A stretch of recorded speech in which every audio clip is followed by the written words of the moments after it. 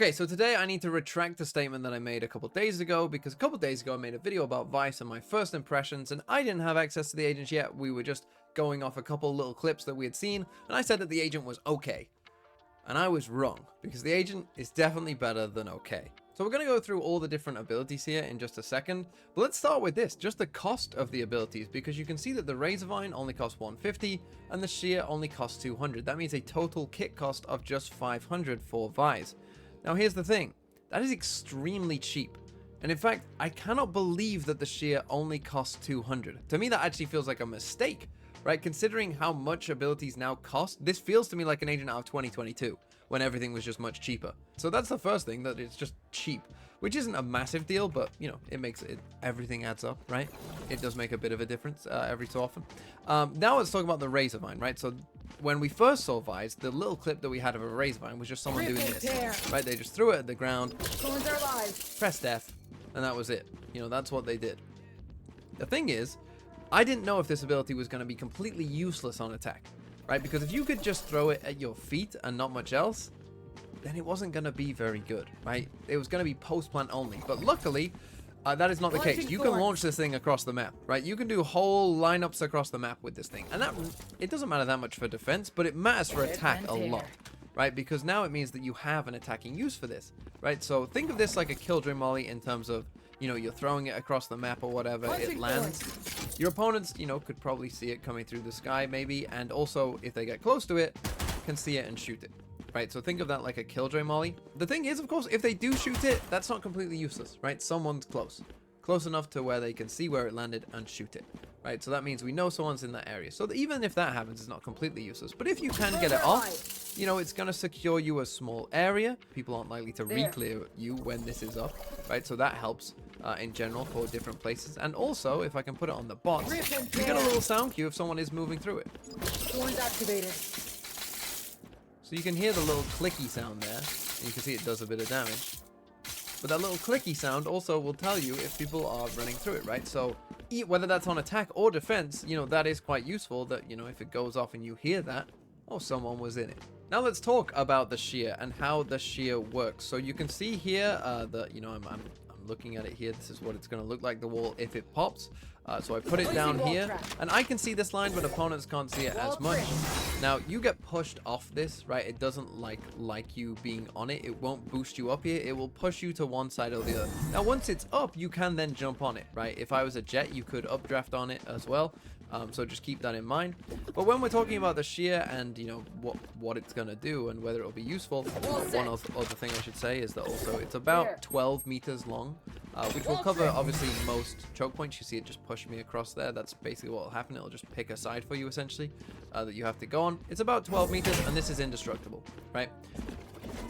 Your opponents, again, when they come up to this, they can, you know, briefly see it, and they could bait it out, you know, potentially by doing this and walking over it. But there's going to be some good uses that I'll show in a third video I'm going to do when I talk about, you know, this on different maps. But the point is, this is the ability. I think it's going to be pretty strong. I don't understand why it costs 200 credits, because I do think it will be pretty strong. And for attack side, you can just use it as a trip, essentially. A trip that can't be smoked off, which is also quite useful, right? Because, again, if they do go past it, it will, as you see, even if they do get past it, it says Shear tripped when they go on it. So you see, hopefully this bot will activate it now or not. But either way, it will come up with Shear trip, Shear triggered just there, and you'll get a little voice line confirming to you that that's what's going on. The real kicker, though, is the Arc Rose, the signature ability. And this ability is way better than we initially thought, okay, for a couple of reasons. One, and perhaps the main reason, is that it gives information. So just take a look at the sound when I pop it and no one is there, right? So it doesn't flash anyone.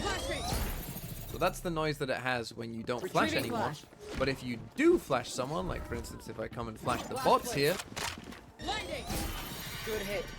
you see it makes a different noise and you get a voice line. It's like a sky flash, right? So it makes a slightly different noise and you get a voice line that you hit someone. That is a mega difference and a massive buff from what I thought this ability was to what it actually is. The second crucial thing about the Arc Rose is the cooldown time as well, because you can put this Arc Rose, let's say I put it there, right? And we know that it flashes and gives you info if someone gets flashed by it. So for instance, let's say I popped it now and it flashed an opponent, it would tell me that someone is down long. You can see at the bottom there, it only has a 20-second cooldown. And that is absolutely massive. So kind of like you would use a Gecko Dizzy, right? You could, in theory, flash this, wait 20 seconds, and then 20 seconds later, Blinding. I flash again, right? And again, it's going to tell me if someone's there. Now, I must say, if your opponents destroy it, and think of this like a Cypher Cam, if they destroy it, then it takes 45 seconds to recharge. Retrieving flash. But still, that is pretty big. So the way I think you're often going to want to use this, particularly for attack, but also sometimes for the defensive side as well, is that I think you're going to want to, you know, use it essentially, and then instantly kind of pick it back up. So you want to go Blinding. Retrieving flash. and retrieve it, right? So that they can't shoot it, so that you get a less cooldown, right? That's what I think you will want to do a lot of the time. Just to kind of, you know, be more efficient with it, essentially, if you can be. Because it's a pretty versatile ability, right? Like, you can put it through walls, you can put it on walls. Like, there's a lot of good places that you can put this ability, which is just another thing with it. That, yeah, you could, you know, easily repick this up and find a good spot for it straight away, pretty much no matter what, right? And obviously, the main use for it is, you know, if I'm defending the site, obviously, you know, just putting it somewhere like that. I don't have to be looking at it. I just have to press E again to make it flash. Right, I press F to pick it up. Don't do this. You don't need to be staring at it. You know, just flash, and out you come, and it will do it for you. Right, so that's another big thing as well. I'll also just say, whilst we're waiting for this cooldown, all of the abilities, whether it's the wall, you know, whether it's the vines here, all of them, none of them are range restricted. Right, none of them really care about range. I can pop this flash from over here. I can pop this from over here. The wall will go off from anywhere. So also, that's just a massive, major benefit as well. You know, that I don't have to be anywhere near my utility. I can have one part of my setup on one side and another part on the other. And I did say, you know, maybe you want to, you know, throw vines or whatever, you know, learn lineups to throw these across the map.